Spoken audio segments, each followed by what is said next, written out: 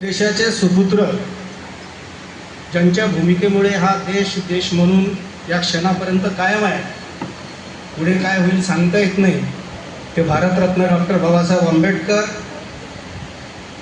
ज्या एका जोडप्यामुळे तुम्ही आम्ही 18 पगड जाती धर्मातली माणसं शिकू शकलो आणि BSNLच्या मानाच्या पदापर्यंत आपण पोहोचलो, ते सावित्रीबाई फुले, महात्मा ज्योतिबा फुले, दिवसाच्या प्रकाशात गाव झाडून लख करणारे आणि रात्रीच्या अंधारात जनतेच्या मनातील अज्ञानाचा अंधकार कीर्तनाच्या झाडूने साफ करणारे, खऱ्या अर्थानं संत असणारे संतश्रेष्ठ गाडगेबाबा आणि या स्नेहतील समाजाला दिशा देणाऱ्या सर्व महापुरुषांच्या कार्यस्मृतीस मी स्मरण करतो, अभिवादन करत नाही. मला जरा शब्दांशी खेटे घ्यायची सवय आहे. अभिवादन आणि स्मरणेचा काय फरक आहे हा पुढच्या विश्लेषणात आला तर ठीक, नाही तर नंतर केव्हा तरी समजून घेऊ. या कार्यक्रमाच्या अध्यक्षा आदरणीय लिंजे मॅडम, माझ्यासोबत एक विषय मांडायला आलेले पुण्याहून आलेले सहकारी शेख सर, सभागृहात उपस्थित असणारे वानखडे सर, सर्व BSNLचे अधिकारी कर्मचारी बंधू आणि भगिनींनो, साधा नियम असा असतो की ज्याचं भाषण देण्यासाठी येण्याचं भौगोलिक अंतर जास्त असते त्याला भाषणाचा वेळ जास्त मिळाला पाहिजे असं मानणारा मी आहे. त्यामुळे मी शेख सरांच्या वेळेवर अजिबात अतिक्रमण करणार नाही याची ग्वाही देतो.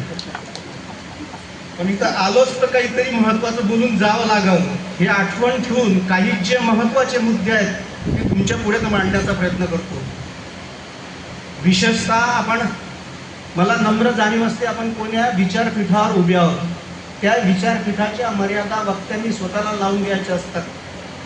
मला जेव्हा मैदानी भाषण द्यावं असेल त्या आठवी वेगळे मुद्दे मांडेल, परंतु आज त्या मर्यादेत तुमच्या पुढे जे मांडण्याचा प्रयत्न मी करतो तो प्रामाणिक प्रयत्न करण्याचा माझा प्रयत्न असेल. खरं म्हणजे सहसा असं होत नाही की आयोजक वक्त्याला विषय देत असतात. त्या BSNLचे आयोजक इतके नम्र होते की त्यांनी विषय मला मागितला आणि विषय मी सुचवला. तो विषय असा आहे की फुले आंबेडकरांचा विवेकवाद आणि आजची सद्यस्थिती, म्हणजे आजची सामाजिक स्थिती, आजची राजकीय स्थिती आणि विवेकवाद याचा काय संबंध आहे. विवेकवाद तसा खूप जड शब्द वाटतो चालायला, आणि माणसाचं आयुष्य इतकं गतिमान झालं आणि इतका सगळ्या कुटुंबाचा, ऑफिसचा, कार्यकर्त्याचा आणि सगळ्या कार्याचा माणसावर लोड येतो की अशा जड शब्दांसोबत खेळायला आपल्याला शाळा सोडल्यानंतर, कॉलेज सोडल्यानंतर वेळ भेटत नाही. त्यामुळे आयोजकांनी तो विषय ठरवला नसल्यामुळे आणि विषय मी दिला असल्यामुळे विषयाची उकल नीट झाली पाहिजे, तर श्रोत्यांपर्यंत व्यवस्थित पोहोचलं पाहिजे की मला काय म्हणायचं आहे, या विचारपीठाला काय म्हणायचं आहे. त्यासाठी विवेकवाद हा शब्द काय जरा नीट समजून घेऊ आपण. साधारणतः जगामध्ये खूप वाद आहेत. मार्क्सवाद आहे, लेनिनवाद आहे, अर्थवाद आहे, भांडवलवाद आहे, सारे वाद आहे. जगभर या वादाबाबत वाद आहे. जगात असा एकच वाद आहे ज्या वादाबाबत कोणाचा काहीच वाद नाही, त्याचं नाव धन्यवाद. हा एक वाद सोडला तर बाकी सगळे वाद आहेत. त्या वादासारखा हा काही वाद आहे का हे पहिल्यांदा आपण समजून घेऊ. त्या वादासारखा हा वाद नाही. तो जो वाद असतो त्याला आपण इझम असा शब्द वापरतो, इझम, तसा हा वाद नाही. गेल्या 5000 वर्षापासून या देशामध्ये विवेकवाद मांडण्याची विचार परंपरा होती. ते इतिहासाच्या प्रवासात जाणीवपूर्वक मारून टाकले गेली असं इतिहास आपल्याला सांगतो. आणि म्हणून 5 वर्षाच्या आधी जे चारवाद नावाची विचार परंपरा होती ते विवेकवाद मांडायचे. हा जो विवेकवाद आहे हा विवेकवाद बाबासाहेबांना किती प्रिय होता, किती जिव्हाळ्यात प्रिय होता. बाबासाहेबांनी हा विवेकवाद कसा वापरला. मी 100% खात्रीनं सांगतो आहे की बाबासाहेबांनी जर विवेकवाद वापरला नसता तर रिडल्स इन हिंदुझम नावाचं प्रकरणच त्यांना सुचलं नसतं. आता रिडल्स इन हिंदुझम काय आहे हे सांगायच्या भानगडीत मी पडत नाही. ज्यांना समजून घ्यायचं असेल त्याने भरपूर ग्रंथ उपलब्ध आहेत. प्रश्न असा होता की रामाला दशरथाला 4 लेकरं होते, 4 पुत्र होते. आणि दशरथाला हे जे 4 पुत्र होते, लग्न झाल्यानंतर दशरथाला निपुत्रिक होता. म्हणजे 4 पुत्र झाले कसे? पुत्रच होत नव्हते. रिडल्स इन हिंदुझम मध्ये बाबासाहेब असं म्हणतात की मांडणी अशी केल्या गेली की कोणीतरी ऋषी त्यांच्या घरी गेले, त्या ऋषींनी यज्ञ केला. म्हणजे त्यांना पत्न्या 4 होत्या परंतु मूल एकही नव्हतं. मग मूल होण्यासाठी काय उपक्रम झाला आता लक्षात घ्या. अशोक खरात आता तुमच्या सगळ्यांच्या माहितीसाठी इथपर्यंत पोहोचला. आता मी पुराणातल्या काही कथांबद्दल बोलतोय. यज्ञ झाला, यज्ञामध्ये महाराज आलेत, ऋषीमुनी आलेत आणि त्यांनी त्या यज्ञामध्ये फळ बनवले. आणि फळ बनवले आणि ते फळ 4 राण्यांना खायला दिले. 4 राण्यांनी ते फळ खाल्ले आणि त्यांना भडाभड दिवस गेले आणि मग हे 4 पुत्र झाले. हे आहे कोळं. आता हे कोळं बाबासाहेबांना का सुचलं? त्यांनी जर अशी श्रद्धा ठेवली असती की हो मंत्रामध्ये ताकद असते, ऋषीच्या मंत्रात तर अधिक ताकद असते, मंत्रामध्ये पावर होती, ती पावर आंब्याच्या फळात घुसली, कदाचित ते पावर स्पेशल पुत्रकामेष्टी यज्ञाच्या सारखी असेल आणि त्याचा प्रभाव परिणाम म्हणून हे 4 पुत्र झाले, असंच उत्तर बाबासाहेबांना काढलं असतं.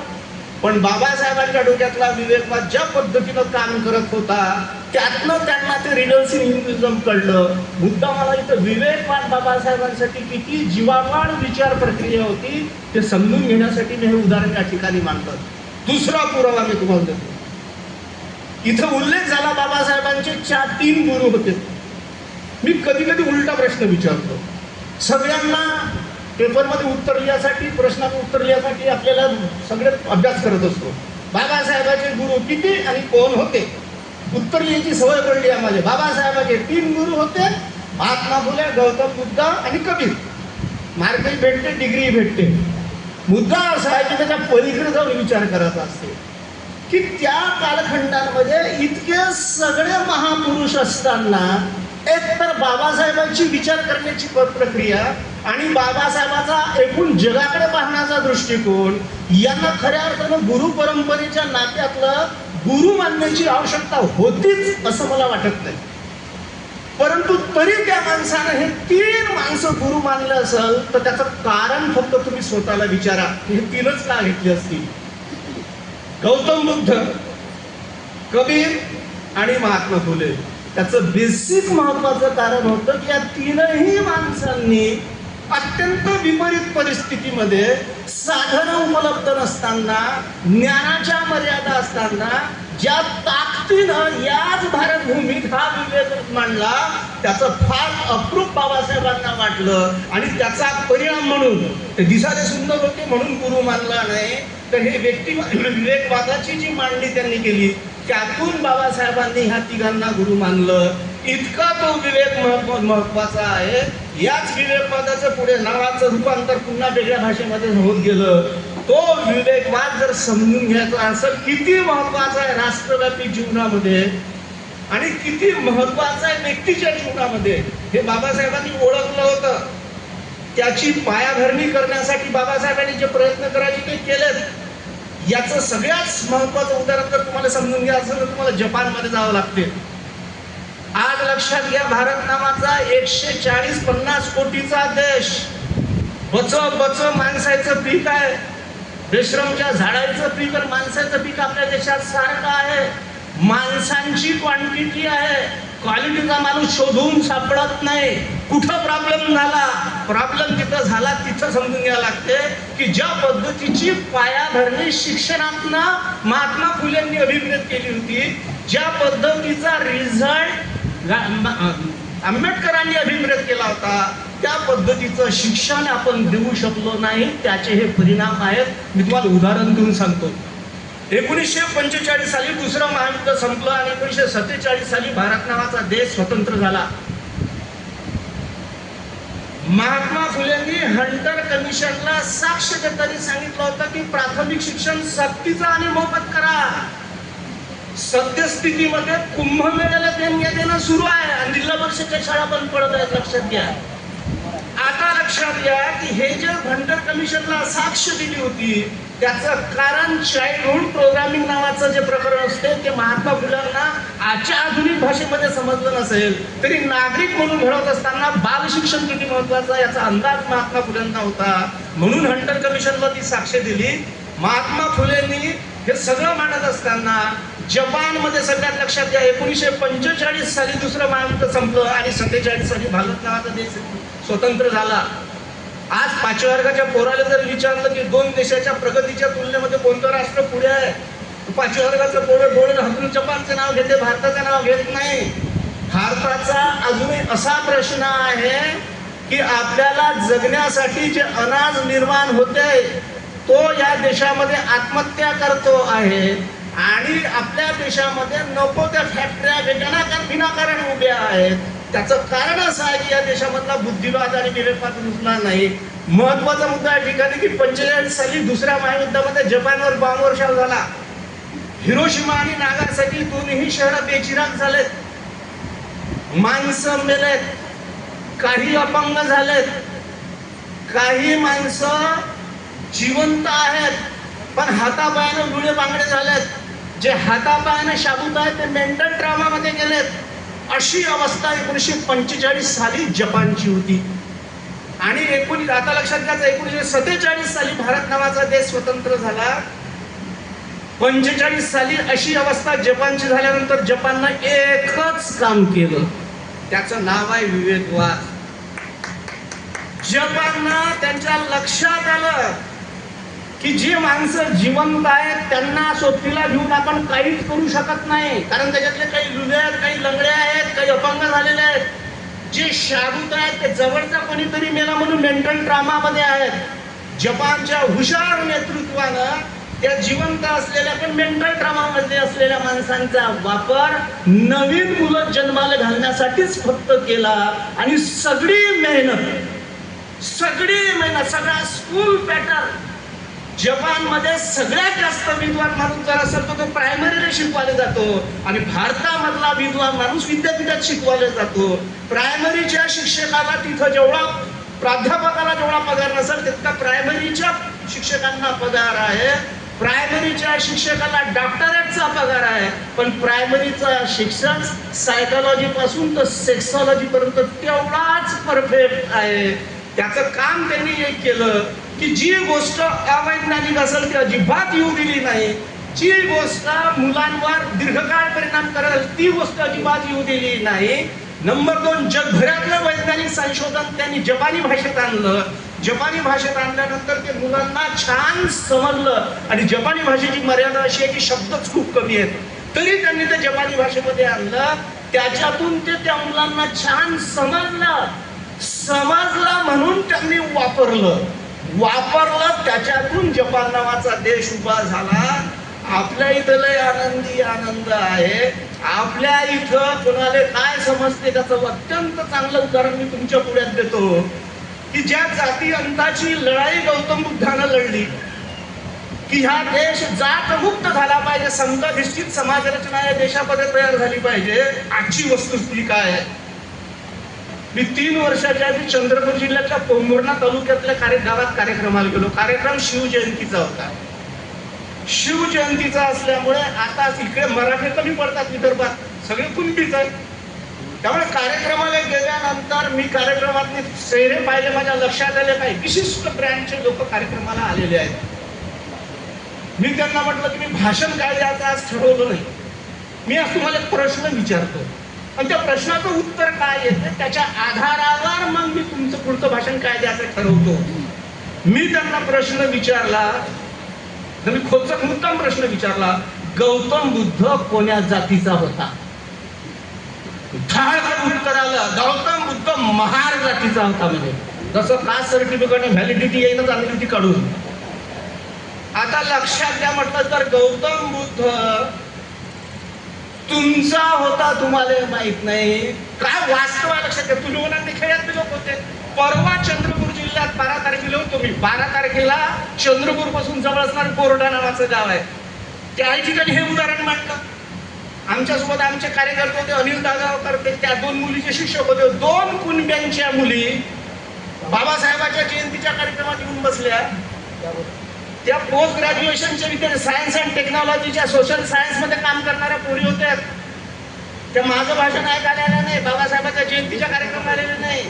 त्यांना शिकवणारा कोणीतरी गुरुजी स्टेजवर आहे म्हणून त्या आल्या. हे उदाहरण मी मांडलं. भाषण संपल्यानंतर विद्यापीठात शिकणाऱ्या पोरी म्हणतात, सर हे भाषण ऐकेपर्यंत आम्हाला पण माहित नव्हतं गौतम बुद्ध कुणबी जातीचा होता.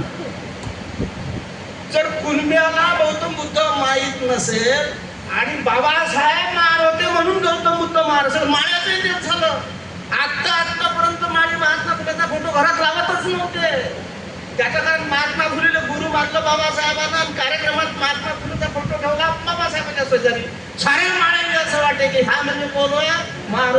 ही जी सद्यस्थिती आहे, ही सद्यस्थितीवर येतो आहे, इतकी विचित्र आहे. आणि म्हणून मी तुम्हाला मनापासून सांगतोय की बाबासाहेबांचा आणि महात्मा फुलेंचा विवेकवाद म्हणजेच वैज्ञानिक दृष्टिकोन जर समाजात रुजला असता, आज चित्र वेगळं दिसलं असतं. कोणतं चित्र वेगळं दिसलं असतं? जर खऱ्या अर्थानं महात्मा फुल्यांनी मुलींना शिकवण्याचा प्रयत्न केला, मुलींनी जर हा शिक्षणातनं विवेकवाद वापरला असता, तर मी तुम्हाला खात्रीनं सांगतो सगळ्यात पहिले दिवसा ढवळ्या फेअर अँड लवलीच्या कारखान्याच्या मालकानं आत्महत्या केली असती. काय केली असती? मी शेती करतोय स्वतः, मी स्वतः पाणी दिलं. मागच्या वर्षी गव्हाचा भाव 3000 होता. तुलनेत साऱ्या गोष्टीचे भाव वाढले. या वर्षी 2000च्या वर डावाले कोणी घ्यायला तयार होता. मी गणित शिका कायच्यासाठी म्हटलं होतं महात्मा फुलेंनी. विवेकवाद काय होता? शिका कशासाठी म्हटलं होतं? शिका याच्यासाठी म्हटलं होतं की आपण या पद्धतीनं विचार करू. खापरखुंड्या कास्तकाराची बायको पोरगी शिकली असेल तर तिने विचार करायला पाहिजे. मी कमी रेटनं बोलतोय. 50 रुपयाची 50 ग्राम फेअर अँड लवली 50 रुपयाची, 100 ग्राम फेअर अँड लवली झाली 100 रुपयाची. 100 ग्राम फेअर अँड लवली जर 100 रुपयाची होत असेल तर 1 किलो फेअर अँड लवली झाली 1000 रुपयाची. 1 किलो फेअर अँड लवली 1000 रुपयाची होत असेल तर 1 क्विंटल फेअर अँड लवली झाली 1 लाख रुपयाची. 1 क्विंटल गव्हाचे 2000 रुपये घेणाऱ्या नवऱ्याची बायको आणि पोरगी जर 1 लाख रुपये क्विंटलची फेअर अँड लवली लावत असेल तर बापाला आत्महत्या करणे, नवऱ्याला आत्महत्या करणे. हे फेल्युअर विवेकवादाचं आहे. सोपा मुद्दा, लॉजिकली. विवेकवाद म्हणजे काय? लॉजिकली विचार करणे. फेअर अँड लवली लावली नाही म्हणून आज बाई मेली अशी बातमी आली का कुठं? पण पोटात अन्न नाही गेलं तर कुपोषणानं लोक मरतात आदिवासीचे, ह्याच्या बातम्या आपण येतो. अरे ज्यानं माणूस मरते तो 2000 रुपये किलोनं घ्यायला आपण कातकूत करतो आणि 1 लाख रुपये, मी कमी रेटनं सांगून राहिलो, 1 लाख रुपये क्विंटलची फेअर अँड लवली किराण्याची यादी न पाहता आपण बिल चुकवतो. हा खरा विवेकवादाचा पराभव आहे. आणि म्हणून बारीक विचार करायचा. समजा फेअर अँड लवली लावल्यानं गोरं पडते, टाकून द्या. मी अशी वावरात जाणारी बाई आणतो, चांगली पक्क्या रंगाची, हात वातड झाले, किती खाज लागली तरी नख वापरायचं काम नाही. हात प्रेमानं पाठवून फिरवणार तर खाज दिवसच मारणार नाही. तिला 3 टाइम सकाळ दुपार संध्याकाळ फेअर अँड लवली लावा. फेअर अँड लवलीनं जर ते गोरी पडत असेल तर आपलं 5 लाखाचं बक्षीस आहे. फेअर अँड लवलीनं गोरं पडते हा ॲटो सजेशननं टीव्हीनं घुसवलेला डोक्यातला मुद्दा आहे. सोपं लॉजिक, सोपं लॉजिक. सगळ्यात जास्त ओरिजिनल डोंबळे कोण्या देशात आहे? एक टीमच आहे ना क्रिकेटची त्यांची. कोणता देश आहे? वेस्ट इंडिज, बरोबर आहे. मग आमच्या शिकलेल्या फेअर अँड लवली लावलेल्या पोऱ्यांनी बायांनी एक पत्र लिहायला पाहिजे. कोणाले? फेअर अँड लवलीच्या मालकाले. का तुया फेअर अँड लवलीना गोरं पडत असेल तर त्याची सगळ्यात जास्त गरज कोण्या देशात आहे? वेस्ट इंडिज मध्ये आहे. आम्हाला काय तिकड्यांना ओरिजिनल डोंबळे आम्हाला कशाला झटके देतं? लक्षात घ्या, हा जो विवेकवाद आहे हा बाबासाहेबांचा विवेकवाद, महात्मा फुलेंचा विवेकवाद शिक्षणात रुजेल. त्याचा उल्लेख झाला. विद्येविना गती गेली, मतीविना नीती गेली, नीतीविना गती गेली, गतीविना वित्त गेले, वित्ताविना शूद्र खचले. इतके सगळे अनर्थ का अविद्येने केले? मी पुन्हा प्रश्न विचारतो, ह्या ओळी महात्मा फुले लिहायची गरज का पडली? सगळं सांगतो, पण त्यांना हे का लिहावं लागलं? त्यांना लिहावं लागलं का इथं कुत्र्यानं प्लेट साठली तरी लोक धुवून वापरतात. अडचणीच्या काळात आणि दुष्काळाच्या काळात काहीच खायला नाही भेटलं तर कुत्रा काय खाते हे खेड्यापाड्यातल्या आणि सगळ्या लोकांना माहित असते. तरी कुत्र्यानं प्लेट चाटली तरी आपण धुवून वापरतो. पण माणसासारख्या माणसाचा स्पर्श झाला तर आम्ही बिटाळतो. हे प्रॉब्लेम निर्माण कुठून झाले असेल?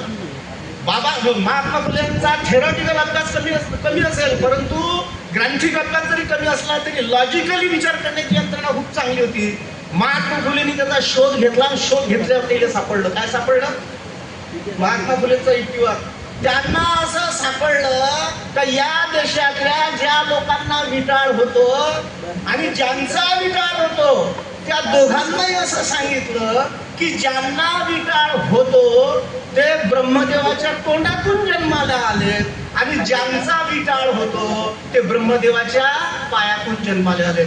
पडला महात्मा फुले प्रश्न. कोणता प्रश्न पडला?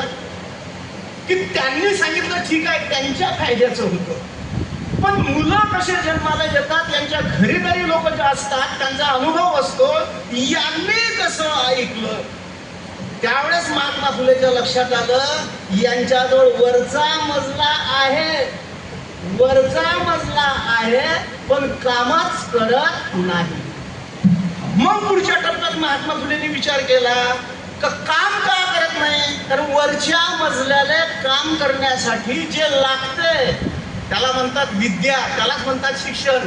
ते त्यांना भेटलं नाही म्हणून वापरता येत नाही. म्हणून ह्या ओळी त्या महात्मा फुलेंनी लिहिल्या. ज्या दिवशी अशोक खरातचं प्रकरण बाहेर आलं, भडाभड त्या बाया दिसायला लागल्या, त्या दिवशी मला विचार पडला की आता जर महात्मा फुलेचा सावित्रीबाईचा दौरा भारतावर आला आणि त्या जर नाशिकच्या परिसरात फिरायला गेलेत तर महात्मा फुले मला आणणार आहे ते समग्र वय वापस त्याच्यातल्या ह्या मुलीवर पट्टी चिपकवतील, फोडून टाकतील आणि पुन्हा रिराईट करतील. काय रिराईट करतील? विद्येसोबत मती आली, मतीसोबत गती आली, गतीसोबत वित्त आले, वित्तासोबत या वित्ताने भयाळ भोजन वाया गेले. इतके सगळे अनर्थ या विद्येनं केले अशी म्हणण्या इतपत परिस्थिती आहे. मित्रांनो लक्षात घ्या. आता मी शेवटचा एक मुद्दा ठिकाणी सांगून थांबण्याचा प्रयत्न करतो. वैज्ञानिक दृष्टिकोनाने विवेकवादाचं काय काय महत्व आहे? तुमच्या लक्षात आलं असेल की सगळे शोध भारतातले 2-3 शास्त्रज्ञ सोडले. मी काय म्हटलं तुम्हाला? बघा 150 कोटीचा देश आहे, बच्च माणसं आहे, क्वालिटीचा माणूस नाही. हे वाक्य तपासत असेल तर भारतातल्या लोकसंख्येमध्ये शास्त्रज्ञ का नाहीत त्याचा विचार करा. भारतामध्ये अर्धी लोकसंख्या महिलांची आहे, महिलांमध्ये मोठ्या प्रमाणामध्ये शास्त्रज्ञता येत नाही. त्याचं बेसिक कारण तो विवेकवाद रुजायला पाहिजे होता, तो रुजला नाही. तो विवेकवाद कसा रुजत असतो लक्षात घ्या. शोध ते भडकन लागत असतात. गुरुत्वाकर्षणाचा शोध लागला. आज मोठे मोठे लोक विमानात बसतात आणि विमानातनं पुन्हा बाबाच्या दर्शनाला जातात. अरे ज्यानं तो शोध लावला गुरुत्वाकर्षणाचा, त्या न्यूटननं गुरुत्वाकर्षणाचा नियम शोधला नसता तर बाप जन्मात विमान उडालच नसतं. कारण गुरुत्वाकर्षण निकालात काढासाठी किती पॉवरचं इंजन बसवावं लागते गणिताच्या आधारे आपल्याला काढता आलं. तो शोध कसा लागला? कथा सांगताना शाळेत सांगितलं जाते. कशी सांगितलं जाते? न्यूटन झाडाखाली बसला. माझा प्रश्न असते म्हणून शोध लागला का? कथाच सांगताना गुरुजी सांगतात गुरुत्वाकर्षणाचा शोध कसा लागला तर न्यूटन झाडाखाली बसला, झाडाचे खोड खाली पडले म्हणून शोध लागला. हा उलटा प्रश्न आहे. न्यूटन झाडाखाली बसला, भारतातले लोक झाडावरच बसत होते काय? हे नाही बसले का झाडाखाली? यायचा काऊन नाही लाईट लागला? न्यूटन झाडाखाली बसला हे नाही आहे. हा विवेकवाद कशाला म्हणतात ते सांगतात तुम्हाला. विवेकवाद. न्यूटन झाडाखाली बसला आणि घटना घडली. कोणती घडली? फळ खाली पडलं.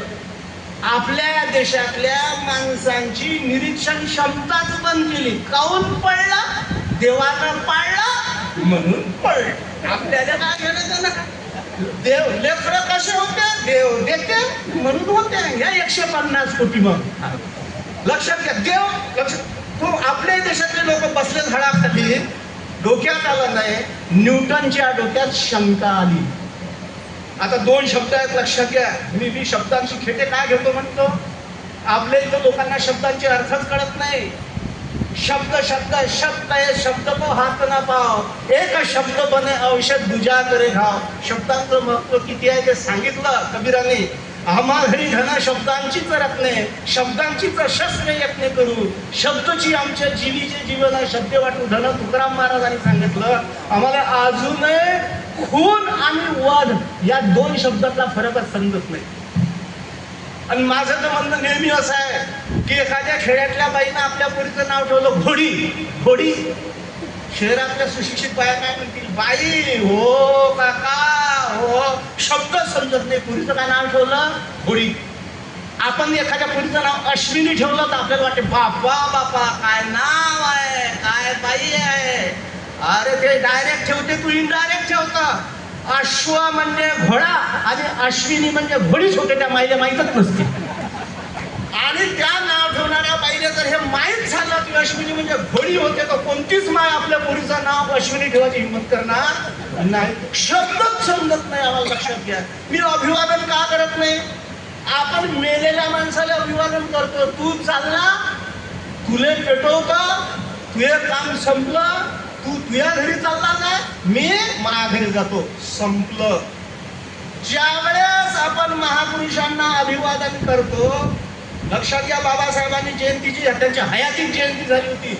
बाबासाहेबांनी सांगितलं की माझ्या नावाचा जय जयकार केल्यापेक्षा मी सुरू केलेलं कार्य पुढे ठेवा किंवा पूर्णत्वास न्या.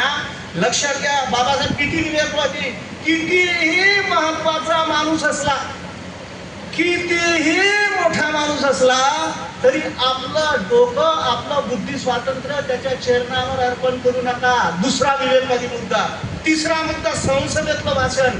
बाबासाहेब म्हणतात अध्यात्मात आणि धर्मात भक्तीच्या मार्गाने मुक्ती आणि मोक्ष मिळत असेल, परंतु राजकारणामध्ये भक्ती केल्यानं ज्याची भक्ती आपण करतो त्याचा हुकुमशहा तयार होतो.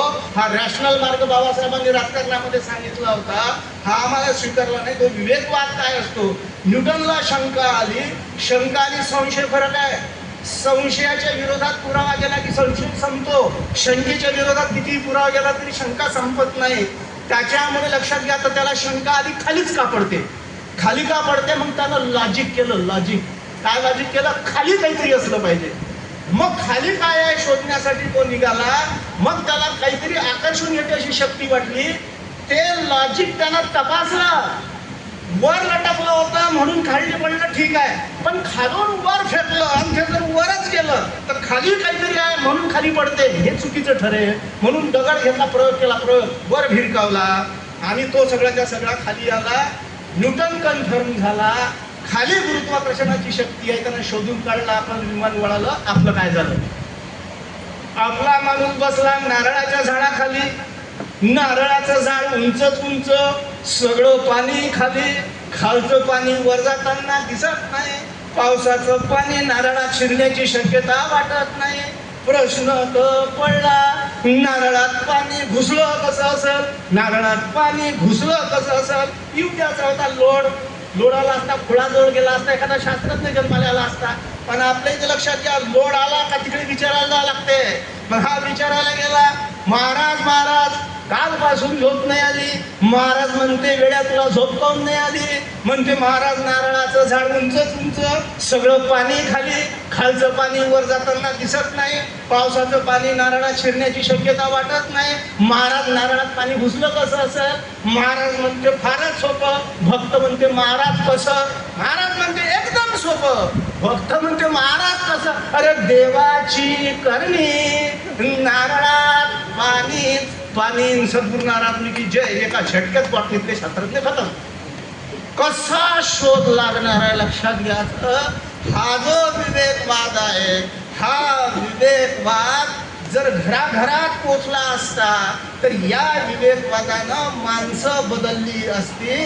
आता लक्षात घ्यायचं की जयंती आणि पुण्यतिथीला आम्हाला भक्त बनायचं सांगितलं होतं बाबासाहेबांनी की अनुयायी बनायचं सांगितलं होतं. आम्ही काय झालो, तिकडे राज्यघटनेचं पहिलं पान आणि शेवटलं पान कायम आहे, मधातलं पान राज्यघटनेचं रोज एक एक फाडणं सुरू आहे, याच्या पलीकडे टिप्पणी करत नाही. रोज एक पान फाळणं सुरू आहे. कारण एका दमानं पानं फाळले तर अंगावर येते. रोज एक पान फाळणं सुरू आहे आणि जो ग्रंथ बाबासाहेबांनी जाळला होता त्याचंच पान काढून त्याने चिपकवणं सुरू आहे. आता हे जर सुरू असेल तर हे झालं का? त्याचं सगळ्यात महत्वाचं कारण होतं की बाबासाहेबांनी सांगितलं होतं जा आपल्या भिंतीवर लिहून ठेवा. काय लिहून ठेवा? की तुम्हाला राज्यकर्ती जमात बनायचं आहे. बाबासाहेब एवढे अडाणी होते का की ते फक्त 13% महासमाजालाच म्हणतील की तुम्हाला राज्यकर्ता व्हायचं आहे. त्याचं आकडेशास्त्र अंकशास्त्र इतकं कमजोर होतं की 13% मताच्या भरोशावर या देशात सत्ता येऊ शकत नाही. याचं इंटरप्रिटेशन काय होतं? याचं इंटरप्रिटेशन असं होतं की जा या बुद्धाच्या झेंड्याखाली, या समतेच्या झेंड्याखाली या देशातला अल्पसंख्याक घेऊन या देशातला आदिवासी घेऊन या देशातला ओबीसी घेऊन या. सगळे तुम्ही एकत्र या. तुमच्या हातात जे पुस्तक आहे त्याच्यात मार्ग सांगितला. तुमच्याच हातात पुस्तक आहे. तुमच्याच हातातल्या पुस्तकाचं सांगतो. ॲनिहिलेशन ऑफ कास्टमध्ये बाबासाहेबांनी सांगितलं होतं राज्यक्रांत्या तशा नसते. राज्यक्रांत्या करण्यासाठी आधी सामाजिक प्रबोधन करावं लागते. आणि मग बाबासाहेबांनी उल्लेख केला. कोणता उल्लेख केला? प्रोटेस्ट धर्म, ख्रिश्चन धर्मातल्या कॅथॉलिक धर्मातून फुटून मार्टिन लुथर किंग बाहेर पडला. त्यानं प्रोटेस्टंट पंथ स्थापन केलं. त्यानं सामाजिक सुधारणा केल्या, सामाजिक प्रबोधन केलं. त्याच्यावर युरोपियन राज्यक्रांत्या निर्माण झाल्या. मोहम्मद पैगंबराच्या सामाजिक प्रबोधनावर मुसलमानांच्या राज्यक्रांत्या निर्माण झाल्या आणि ते काही काळ टिकल्या. गुरु नानकाच्या सामाजिक प्रबोधनावर शिखांच्या राज्यक्रांत्या निर्माण झाल्या आणि त्या काही काळ टिकल्या. गौतम बुद्धाच्या सामाजिक प्रबोधनावर चंद्रगुप्त मौर्याचं राज्य निर्माण झालं आणि ते काही काळ टिकलं. आणि तिथून डायरेक्ट बाबासाहेब महाराष्ट्रात येतात. बाबासाहेब असं म्हणतात की महाराष्ट्रात संतांनी सामाजिक प्रबोधन केलं आणि त्याच्या आधारावर शिवाजीचं राज्य निर्माण झालं. बाबासाहेबांच्या संविधानावरचं राज्य निर्माण होण्यासाठी जे सामाजिक प्रबोधन आपल्याला करायचं होतं ते करण्यात आपण कमी पडलो. आणि कुठं कमी पडलो मी तुम्हाला सांगतो. आपल्याला भक्त बनायचं आहे की अनुयायी बनायचं आहे? भक्त काय करतो? भक्त पुतळ्याले हार टाकतो. अनुयायी काय करतो? अनुयायी विचाराले धार देतो. भक्त काय करतो? भक्त नेत्याचा महापुरुषाचा उदो करतो, जय जयकार करतो, डीजे लावतो, धूम नाचतो. तसं नाचतं नसन होतं थोडी थोडी मारून नाचतो. आणि बाबासाहेबाची जयंती साजरी केल्याचा सार्थ अभिमान बाळगतो. भक्त ते नाही करत, अनुयायी ते नाही करत. अनुयायी बाबासाहेबांच्या जन्मतारखेपासून पुढच्या जन्मतारखेपर्यंत या महापुरुषाची विचार पसरवत फिरत असतो. हे जर झालं नसतं, आम्ही बाबासाहेबाची निष्ठा होती, आमचा निष्ठेत पातळ नव्हती. आम्ही बाबासाहेबाची जयंती आली का फोटो काढला, धूळ झटकली, पुतळे झटकले, पुतळ्याले मस्त धुतलं, हार टाकला. बाबासाहेबांनी सांगितलं तर तुम्ही लय दणके घेतले होते आमच्यासाठी. ह्या सपाट्या हाराचा पदार्थ लय आम्हाला आणला, टाकला मोकळे. बाबासाहेब 12 महिने पुतळ्याच्या रूपाने उभे राहतात.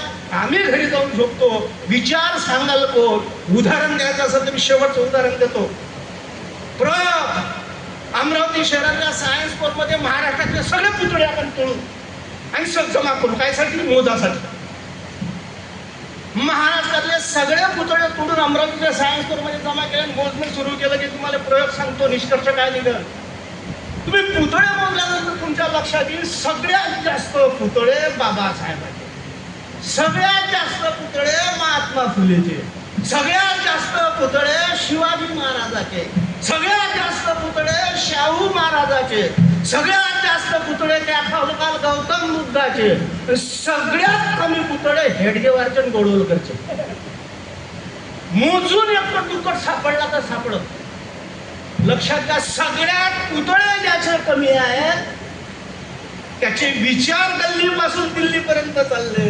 आणि आमचा माणूस बाबासाहेबाचा विचार घेऊन निवडणुकीने उभा राहिला तर सरपंच म्हणून निवडून येण्याची शक्यता नाही.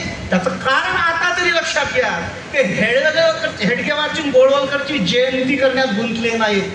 त्यांनी फोटो लावला, आशीर्वाद घेतला, लग्न न करता आयुष्यभर विचार सांगत राहिले.